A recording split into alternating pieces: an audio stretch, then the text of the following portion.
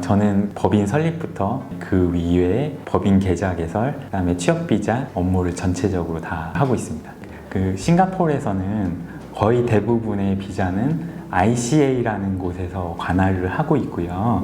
ICA에서 관할하는 비자에는 관광 비자, 학생 비자, 롱텀 비직 파스라고 해서 장기 체류 비자, 그다음에 영주권 비자 이렇게 관할을 하고 있고 그 외에 취업 비자가 있는데 취업 비자의 관할 정부 기관은 싱가포르 노동부 MOM이라고 하는데요. 싱가포르 노동부에서 관할하고 있습니다. 싱가포르 노동부에서 관할하는 비자에는 WP, SP, EP, 그 다음에 TWP, TEP, LOC와 DP, 엔트리 파스, 그 다음에 워크 파스, 이기잼트, 액티비티, PEP도 이렇게 관할하고 있습니다. WP의 약자는 워크 퍼밋이고요. WP의 정의는 그 싱가포르 노동부에서 저숙련 노동자를 대상으로 한 취업 비자이다라고 나와 있고요. 그래서 WP의 경우에는 저숙련 노동자이기 때문에 저숙련 노동자라는 거는 그 대상자의 경력이라든가 경력, 학력 학력이라든가 그런 걸 조건에 보지는 않습니다. 네네. 그래서 심사의 대상이 아니기 때문에 쿼터만 있으면 신청해서 승인받을 수 있다라고 해서 사실은 한국인의 경우에는 쉽게 이렇게 받으셔서 오시는 분들이 많으시죠. 비자 승인이 잘 되죠. 네. 쿼터는 외국인 채용하기 위한 할당량으로 알고 계시면 되시고요. 자세한 설명은 구글에 쿼터 체크 아니면 WP 쿼터 체크, WP 쿼터 칼큘레이터라고 치시면 거기에 자세히 나와 있고요. 거기 로컬을 얼마 고용했을 때 WP 아니면 S파스 몇 명을 고용할 수 있다라고 자세하게 아실 수 있으십니다. 네, WP는 최저 월급에 대한 뭐 가이드라인이나 아니면 뭐 제약 사항이 없기 때문에 임금에 제한이 없습니다. 그래서 사실은 낮은 그 임금이라도 신청하시는데 큰 문제는 없고요. 학력도 아무 상관없고. 네, 학력도 특별하게 심사 대상은 아닙니다. 그냥 어디까지 졸업했다라고 그렇게 기재만 해주시면 거기에 대한 그 가이드라인이나 이런 건 없습니다.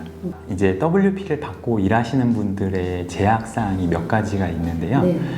첫 번째로 영주권을 신청하실 수는 없으십니다. 그 다음에 두 번째로 싱가포리언이나 아니면 싱가포르 영주권자와 결혼을 할 때 미리 싱가포르 노동부의 사전 승인을 받아야 됩니다. 결혼하는 그런 혼인신고서 신고를 받아야 네, 먼저 승인을 받고 물론 신고한다고 해서 그 승인 안 해주진 않겠지만 그런 그 절차가 반드시 필요하다는 걸 알고 계셔야 될 것 같고요. 그리고 WP를 받으신 여성 같은 경우에는 임신을 할 수 없다라는 제약사항도 있습니다. 제가 예전에 애플에 다니고 계신 분인데 WP로 일하고 계셨는데 임신해서 바로 캔슬했다라는 얘기를 들었습니다. 한국 사람이었어요? 네, 한국 분이었습니다. 헐. 그 외에도 아마 은행에서 제가 알고 있기로는 신용카드를 만드신, 물론 체크카드는 가능하시지만 신용카드를 안 만들어주는 걸로 알고 있습니다. 그래서 그런 제약사항이 있다라고 알고 계시면 될 것 같고요. 그리고 고용주 같은 경우에는 조금 전에도 말씀드렸듯이 반드시 쿼터가 있어야지 고용할 수 있기 때문에 쿼터를 반드시 체크를 하셔야 되고요. 그리고 메디컬 인슈어런스라고 한국어로 치면 의료보험을 반드시 가입해야 줘야 되는 조건, 그리고 시큐리티 본드라고 해서 이거는 한국어로 치면 뭐 인보증 같은 그런 느낌인데 그거를 구매를 하셔야지 고용 유지가 됩니다. 그리고 WP 일하시는 인플로이가 취업비자를 캔슬하고 본국으로 돌아가실 때 그 비행기 티켓을 구매해 주셔야 되는, 그렇게 강제하고 있습니다.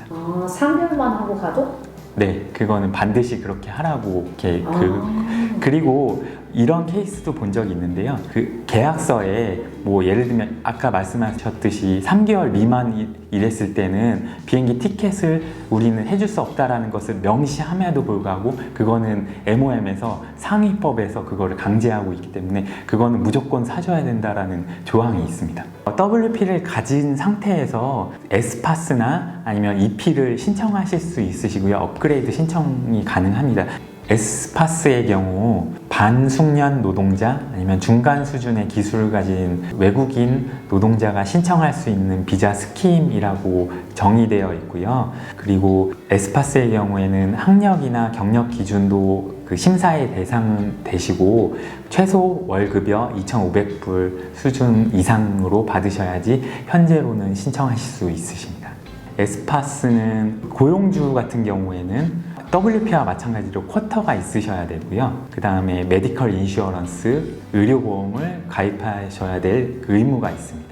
WP와 SP 같은 경우는 SP는 영주권도 신청할 수 있고요. 그 다음에 뭐 신용카드 같은 거 만드는데 큰 문제는 없을 거고요. 네. DP도 네, 있고요. 그 DP 같은 경우는 EP와 에스파스 소지자 중에 월급이 6,000불 이상이 되시는 분들이 대상이 되십니다.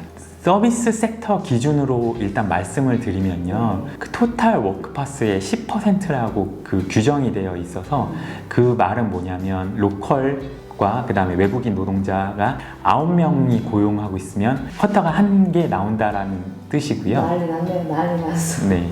너무 심한 거 아니에요? 제가 조금 전에 언급을 못했던 부분이 있는데요. WP와 SP를 내주시는 고용주분 같은 경우에는 매달 고용분담금이라고 해서 레비를 반드시 싱가포르 노동부에 납부를 해주실 의무가 있습니다. 매월 납부를 해주셔야 되고 레비의 가격은 아마 티어에 따라서 티어 1, 티어 2, 티어 3에 따라서 조금 차이는 있을 거고 지금 기준으로는 한 300불에서 800불 사이가 되실 겁니다. 레비가 너무 많아서 예를 들면 WP를 가지고 계실 때 처음에 초기에 고졸이라고 해서 신청을 했다가 레비가 많다라고 해서 나중에 레비 좀 감면해 달라고 예를 들면 전문대 졸업한 학위가 나중에 나올 수도 있지 않습니까? 네. 그래서 노동부에 신청을 하면 레비가 거기서 그게 받아들여지면 레비가 약간 줄어들기도 합니다. 아, 그래요? 네, 한의학이나 아니면 무슨 예를 들면 자격증 같은 게 있어서 네. 그걸로 이 사람이 조금 더 스킬이 있는 그 노동자다라고 어필을 해서 노동부에서 그게 받아들여진다면 티어가 조금 더 낮은 그 수준으로 떨어지는 경우도 본 적은 있습니다. EP는 외국인 전문직, 관리자, 그다음에 경영진을 대상으로 한 비자 타입이라고 싱가포르 노동부에 명시가 되어 있습니다. 그래서 EP 같은 경우에는 조금 더 높은 수준의 외국인 노동자가 신청을 하실 수 있는 비자 타입으로 알고 계시면 되시고요. 관리자급이 보통 EP로 나오죠? 네, 맞습니다. 그리고 EP가 좋은 점은 쿼터에 적용이 되지 않기 때문에 약간 고용주 입장에서 부담은 없으실 건데 다만 그 EP를 받으실 분들의 급여는 아마 높은 수준의 급여 수준을 요구하시기 때문에 그 정도 알고 계시면 될 것 같습니다. 최소 얼마나 될까요? 지금 현재 싱가포르 노동부에 나와 있는 최소 EP 월급 수준은 2022년 9월 1일부로 요게 500불씩 상향이 돼서 일반 법인의 EP가 최소 월급 5,000불, 금융권 같은 경우 5,500불로 변경이 됩니다. 다만 이거는 지금 말씀드린 대로 명시적으로 나와 있는 최소 월급인데 실질적으로는 본인의 경력이나 나이에 좀 비례해서 좀 높아지는 편이고요. 예를 들면 한 40대 수준의 경력을 가진 사람이면 8,000불 수준에 아마 근접하는 월급을 받으셔야지 아마 EP를 받으실 수 있는 요건이 되실 겁니다. 네. 네. 요즘 왜 이렇게 비자가 안 나오는 거예요? 아무래도 로컬 고용을 장려하는 추세이기 때문에 이거는 아마 싱가포르뿐만 아니라 전 세계적으로 네. 마찬가지일 것 같습니다. 그래서 자국민 보호를 하려는 그런 싱가포르 정부의 정책 그런 것 때문에 외국인의 그런 고용들은 조금 더 타이트하게 심사를 하지 않나 그렇게 생각이 됩니다. 싱가포르 노동부의 심사 기준은 조금 더 명확하게 아시면 미리 준비는 하실 수 있으실 것 같고요. 네. 심사 기준을 크게 봐서 두 가지로 나눠질 수가 있을 것 같은데요. 법인에 대한 심사가 있고요. 그 다음에 개인 퀄리피케이션 심사가 있습니다. 법인에 대한 심사는 일단 신규 법인과 기존 법인으로 조금 나눠질 것 같은데요. 신규 법인 같은 경우에는 이 법인이 이 사람에게 급여를 1년치 정도 줄 수 있는지를 판단하기 위한 자본금으로 1차적으로 판단을 합니다. 근데 그 자본금은 사실은 많으면 많을수록 승인율이 더 높아질 거고요. 저희는 일반적으로 한 10만 불 정도 자본금이 있을 때 그래도 이제 EP를 신청할 수 있다라고 이렇게 그 권고를 드리고 있고요. 그리고 기존 법인들 같은 경우에 일단 기존 법인들이 EP를 신청을 할 때 최근 3년치 매출액 신고를 선행해서 해야지 신청을 하실 수 있으신데, 최근 3년치 매출액이라고 하면 매출액이 어느 정도 나와야지 그 법인이 이 사람에게 월급을 줄 수 있다라고 판단을 하기 때문에 매출액 기준으로 그 3년치 매출액은 조금 더 어느 정도 수준으로 유지를 하셔야지 심사하는 MOM 입장에서는 내줄 수 있다라고 판단이 되실 수 있을 거고요. 그리고 개인의 자격에 대한 심사가 있는데, 개인의 자격 심사는 첫 번째 학력, 그다음에 경력사항, 마지막으로 제일 중요한 거는 급여입니다. 그 학력은 대학 졸업 이상인데 석사나 박사학위가 있으시다면 조금 더 수월하게 승인을 받으실 확률이 조금 더 높아지실 거고요. 다만 만약에 고졸이나 초대졸인 사람도 신청하시겠다라고 하시면 학력을 경력으로 커버하실 수 있도록 경력이 많으시다면 그것도 가능합니다. 불가능하지 않고요. 고등학교 졸업하신 분들도 EP를 신청하실 수 있으시고요. 다만 그거에 상응하는 그 경력 수준과 급여가 높아야지 승인이 되실 겁니다. 네, TEP는 외국인 연수생 대상으로 한 비자라고 알고 계시면 될 것 같고요. TEP는 3개월의 기간만 일을 할 수 있고 그 이후에는 일을 하실 수 없으실 거고요. 리뉴도 안 됩니다. 그리고 TEP 같은 경우에는 여기 싱가포르 내에 그 지정되어 있는 교육기관에서 교육을 하고 있고, 그리고 고용주도 공신력 있는 고용주가 신청을 해야 된다라는 규정은 있습니다. 네, 그리고 TWP 같은 경우에는 저숙련, 반숙련, 외국인 연수생을 대상으로 한 비자이고요. 이 비자는 6개월 동안만 그 비자로 일을 하실 수 있으십니다. 그리고 지금 말씀드린 TEP나 TWP는 동반 가족 비자는 신청하실 수 없으십니다. 한국에서 네. 누군가가 원해서 네. 6개월간 트레이닝을 하고 싶고 그런 교육기관을 어떻게 알아서 오죠? 근데 이거 TWP는 쿼터에 적용이 됩니다. 네, 쿼터가 있어야지 그 하이어 하실 수 있고요. TEP 3개월만 가능한가요? 네, TEP는 3개월 동안 쿼터 없이 가능하고요. TWP는 6개월 동안 쿼터가 있어야지 고용하실 수 있습니다. 근데 이런 비자 종류는 한국에 계신 분들은 사실은 그 본인들이 어떤 비자로 오실지 아무도 모를 거고요. 그리고 이런 비자가 있는지도 잘 모를 겁니다. 그냥 단순히 자기는 취업이 됐다라고 해서 고용주가 아마 스폰을 해주는 그 비자로 이제 오시게 되실 건데, 그분들에게는 사전에 이 비자는 3개월 동안 유효하다, 아니면 그 TWP 같은 경우 6개월 동안만 유효하니까 6개월 동안만 유효하다라고 고용주가 채용 인터뷰 보는 그런 상황에서 그 미리 말씀을 하셔야 되고, 만약에 에이전시가 있다면 그 에이전시가 반드시 그거에 대한 그 설명은 해주셔야 되는. 싱가포르에 워킹홀리데이 파스가 있는데 한국인도 신청은 하실 수가 있으신데요. 다만 그 지정되어 있는 국가의 재학생 혹은 졸업생만 신청하실 수 있는데 거기에는 한국은 제외되어 있습니다. 근데 어떻게 신청하세요? 그래서 예를 들면 제가 본 케이스는 홍콩에 있는 대학을 나오신 분이 한국인이신데 여기 싱가포르에 워킹홀리데이로 오신 분은 있으셨습니다.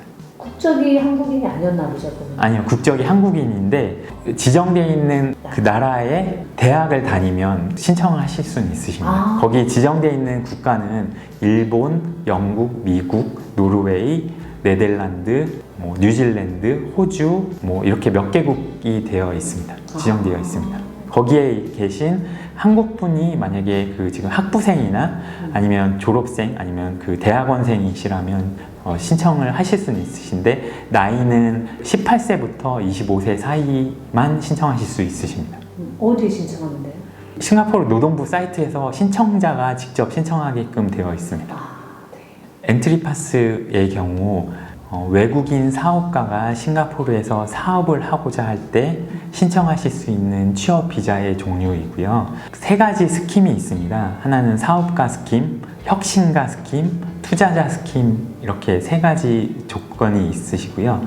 사업가 스킴의 경우 싱가포르 정부에서 인정한 비즈니스 엔젤 혹은 벤처 캐피탈에서 최소 10만 불 이상 펀딩을 받으신 사업가가 신청을 하실 수 있으시고요. 그리고 혁신가 스킴은 본인이 지적재산권, IP라고 하는데 지적재산권을 가지고 있거나 아니면 싱가포르 예를 들면 A스타나 아니면 정부 대학의 연구기관 같은 연구기관과 협업을 하고 있거나 아니면 본인의 분야에서 탁월한 그런 성과를 낸 혁신가에게 신청하실 수 있는 스킴이고요.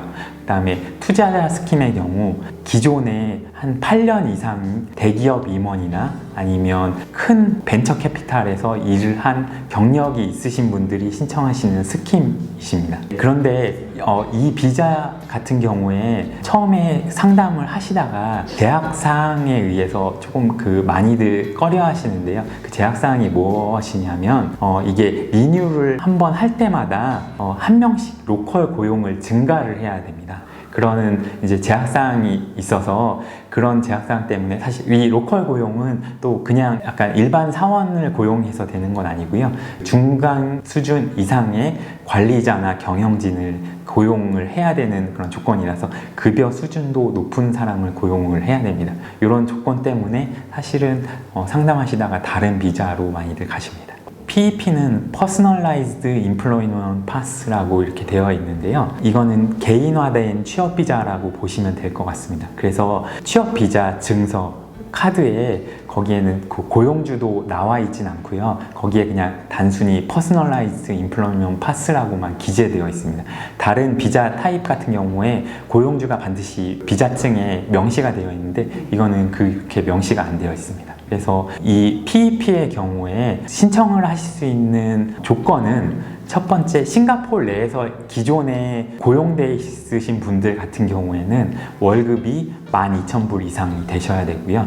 싱가포르 이외 해외에서 이 PEP를 신청하시는 분들 같은 경우는 싱가포르 달러 기준으로 18,000불 이상 월급을 받으신 기록을 증빙을 해야지 신청하셔서 승인 받으실 수는 있으십니다. 이 PEP 비자는 최초 3년의 이 비자 기간을 주고요. 그리고 더 이상 리뉴는 안 됩니다. 다른 비자를 바꿔야 돼요? 네, 그래서 PEP 같은 경우도 3년 동안 싱가포르에서 일을 하신 다음에 그 다음에 더 싱가포르에서 거주하면서 일을 하고 싶으시면 다른 비자 타입으로 변경을 해서 신청을 하셔야 됩니다. 예를 들면 EP 같은 비자로 다시 신청을 하셔서 승인을 받으셔야 됩니다. PEP 비자에 제약사항이 하나 있는데 1년의 기간 동안 6개월 이상 싱가포르 내에서 고용이 유지돼야지 이 PEP가 유지된다라는 그 조건이 있습니다. 그럼 6개월씩은 여기 있으면서 네. 일을 해야 된다? 6개월간 무조건 싱가포르에 체류를 반드시 해야 되는 건 아니고요. 근데 싱가포르 회사에서 일을 하고 월급을 받으시고 싱가포르에 개인 소득세를 납부를 하시면 그 유지를 하실 수 있으시고요. 네, 그리고 이 PEP를 신청하실 때 뭐 몇 가지 필요 서류들이 있으실 텐데요. 그 여권, 영문, 졸업 증빙, 그리고 해외에 있다면 요 납세를 한 납세 증빙 같은 것 서류들, 그리고 월급을 받은 페이슬립, 그리고 계약서, 그 다음에 은행에 월급을 받은 은행 내역서 증빙으로 제출하셔야 되는데 만약에 이게 국문으로 되어 있으면 영문 공증 받으셔서 여기 MOM에 제출을 하시면 됩니다. 사실 워크패스 이그잼트 액티비티 같은 경우에는 단기로만 여기서 특정된 업종에 한해서 여기서 짧게 일을 할 때 비자가 없이도 그 업무는 할 수 있다라고 여기 싱가포르 노동부에서 등록을 해주는 사항이고요. 그 액티비티가 지정이 되어 있는데 예를 들면 한국에 있는 기자가 여기 와서 취재를 한다든지 아니면 여기 스포츠 스타가 여기 싱가포르 내에서 경기를 한다든지 아니면 전시회 아니면 이런 케이스도 많으신데 그 건설업 같은 경우에 시운전을 한다든지 아니면 설치하는 인스톨먼트 같은 액티비티 그런 액티비티도 거기에 포함이 되어 있고요. 그 다음에 뭐 예를 들면 컨퍼런스나 세미나 같은 경우 짧게 와서 일을 하시는 분들 도 그 액티비티 안에 포함이 되어 있습니다. 그래서 이런 활동을 한다고 하시면 반드시 요거 그 신청을 하시고, 이거는 그냥 단순히 신고만 하시면 MOM에서는 그냥 모든 액티비티에 대해서 큰 문제 없이 허가만 해줄 거고요. 그래서 기간을 반드시 명시를 해야 됩니다. 언제부터 언제까지 이렇게 요 활동을 한다라고 반드시 그렇게 신고만 하시면 됩니다. 그래서 출장 오신 분들이 이글이 비자로 많이 오시는 거군요. 네, 맞습니다. 그 특수 업종 그리고 짧게 일하실 때 기술직들 그런 경우에 이걸로 신청하시고 들어오신 케이스들이 많이 있으십니다. 현재 이제 개편 예정된 상황에서 가장 큰 개편되는 사항은 EP 심사를 할 때 점수제를 도입했다는 것이고요. C1부터 C6까지 있는데 각 항목별로 0점, 10점, 20점이 주어질 수가 있고요. 그 다음에 C1부터 C6까지 중에 40점 이상이 돼야 승인을 해준다라는 발표를 했습니다. 네, 그래서 지금 이 개편되는 사항의 골자는 로컬 고용의 강화, 그 다음에 EP 신청에 명확한 기준을 제시한다라는 점을 골자로 보시면 될 것 같습니다. 제가 한 예를 한번 설명드릴게요. 네. 되게 황당한 일이었는데 TMP로 일을 6개월간 하고 비자 연장이 안 되잖아요. 그래서 저희는 그냥 끝났다고 생각을 했어요. 네. 그래서 비행기표도 사주고 보낸다고 했는데 네. 그분이 다른 데서 일을 하시는 거예요. 근데 소속은 우리로 처음에 돼 있어가지고 연락이 오는 거죠, MOM에서. 이런 경우가 있었거든요. 그 MOM에서 지금 명확히 한 게 이 사람에게 비행기 티켓을 반드시 제공해야 되고 싱가포르에서 나간 것까지 고용주의 책임이다라고 이제 명시를 해놨습니다. 그래서 비행기표를 사줬는데 그 네. 비행기표를 그걸 안 타고 그럼에도 불구하고 그 책임을 고용주가 받습니다. 불합리하지만 고용주가 그래서 그 사람이 나간 것까지 확인해야 될 의무가 있습니다. 공항까지 이렇게 데려다. 그렇게 해주시는 분도 있어요. 네. 네, 그런 케이스들이 있으신데 사실은 그것까지 명확하게 가시는 것까지 체크하시는 게 고용주 의무 사항이라고. 저도 이제 안타까운데요. 고용주 입장에서는 되게 나는 여기까지 다 했는데 라고 생각을 하시겠지만 그래서 노동부 입장에서는 나간 것까지 다 확인을 하라라고 명시를 해놨습니다. 그 고용주 입장에서 본인을 방어를 하셔야 되잖아요. 그럴 경우에는 여기 싱가포르 노동부에 레포트를 하시는 수밖에 없을 것 같습니다. 싱가포르 이제 체류 기간이 다 만료가 됐는데도 불구하고 여기 거주하신다면 제가 아까 말씀드린 대로 불법 체류, 일리걸 스테이가 되실 거고요. 그렇게 되신다면 사실 나중에 출국을 하시게 되잖아요. 그러면 출국하실 때 그게 기록이 나올 거고요. 기간에 따라서 아마 오버스테이 파인이라고 이제 불법 체류에 대한 벌금을 납부를 하셔야지 나가실 수가 있으실 거고요. 네. 그게 아마 기간이 길어지면 계속 벌금이 누적될 거고 그 기록도 여기 ICA에 남아서 나중에 취업 비자나 혹은 다른 비자를 신청하실 때 영향을 끼칠 수가 있습니다. 근데 현실적으로는 그 오버스테이 피를 네. 그 사람이 내는 게 아니라 고용주가 다 내주죠. 왜냐면 그거를 안 내려고 안 가면 계속 그게 벌금이 나오고 회사에 불이익이 있습니다. 만약에 그렇게 되시면 그것도 MOM이나 아니면 ICA에 본인은 이렇게까지 했는데 예를 들면 비행기표까지 다 끊어졌는데 이 사람이 연락이 안 된다라고 하거나 그러면 본인의 방어를 위해서 그거는 레포트 하시는 게 맞을 것 같습니다. 네, 사실 영주권은 아까 제가 말씀드린 MOM에서 관여하는 사항은 아니시고 ICA라는 정부기관에서 그 담당을 하고 있습니다. 그래서 사실 지금 주제와는 조금 맞지는 않지만 간략적으로 설명을 드리면 영주권 신청 스킴이 여러 가지가 있습니다. 첫 번째로는 배우자 스킴. 그러니까 싱가포르 시티즌 아니면 싱가포르 영주권자의 배우자가 신청을 하실 수 있는 스킴이 있으시고요. 두 번째로는 아까 EP와 에스파스 같은 거 소지하는 취업비자 소지자들이 신청하실 수 있는 스킴이 있으시고 그 다음에 투자자가 신청하실 수 있는 스킴이 있으신데요. 네, 투자자 PR 신청 같은 경우에는 GIP라고 해서 그 스킴이 있는데 그거는 조건이 250만 불 이상 투자를 하셔야 되는 조건이 있어서 사실 그 비용이 굉장히 셉니다. 한 23억, 24억 정도 하나로는 그렇게 되실 거라서 GIP라는 펀드에 투자를 하시거나 이렇게 하시는 스킴이 있는데 그걸로는 많이 진행을 안 하시는 편이시고요.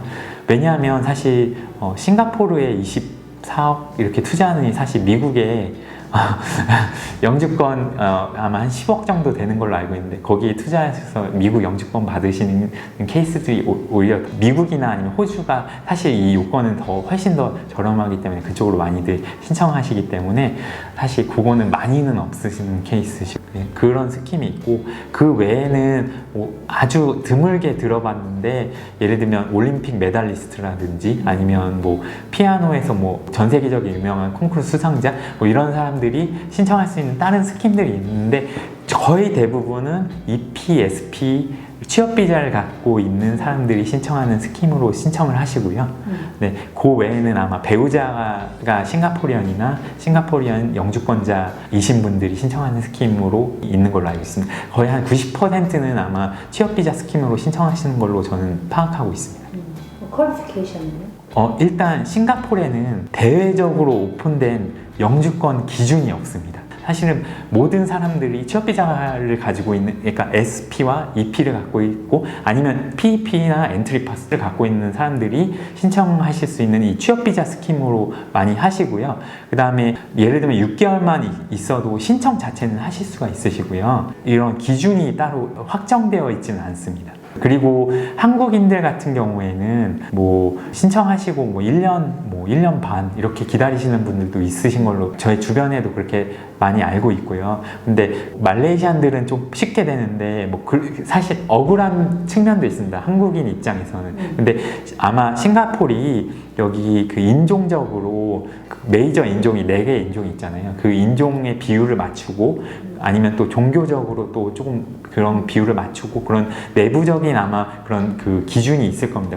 그거 때문에 뭐 말레이시안이 화교라든지 이런 분들은 훨씬 쉽게 승인이 되시고요. 한국인 같은 경우는 기타 인종으로 분류가 되어 있어서 그 인종 간에 아마 결정이 될 겁니다. 그래서 그것 때문에 조금 한국인 같은 경우 영주권 신청하셔도 너무 어렵게 승인이 되신다든지 아니면 여러 번 신청해야지 겨우 그 승인 되신다든지 이렇게 되는 케이스들을 워낙 많이 봐서 그 정도로 알고 계시면 될 것 같습니다. 복불복인 것 같아요. 네. 어떤 사람은 그냥 맞습니다. 한때 되기도 하고 네, 맞습니다. 열심히 준비해도 안 되는 사람들도 있고 네.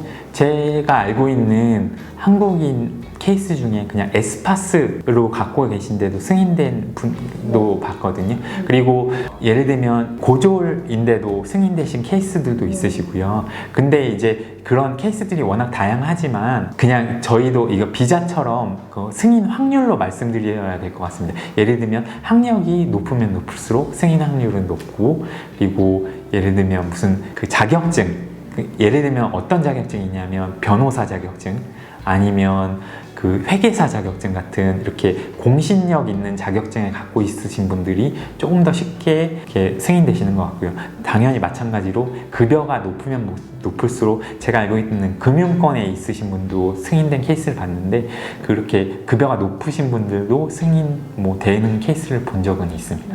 사실 그거는 싱가포르 정부 ICA에서 필요에 의해서 이제 승인을 해주는 걸로 그냥 알고 계시면 될 것 같고 싱가포르 정부가 필요한 사람이면 승인을 해줄 겁니다. 오늘 여러 가지로 자세한 설명 안내해 주셔서 정말 감사드립니다. 네, 감사합니다.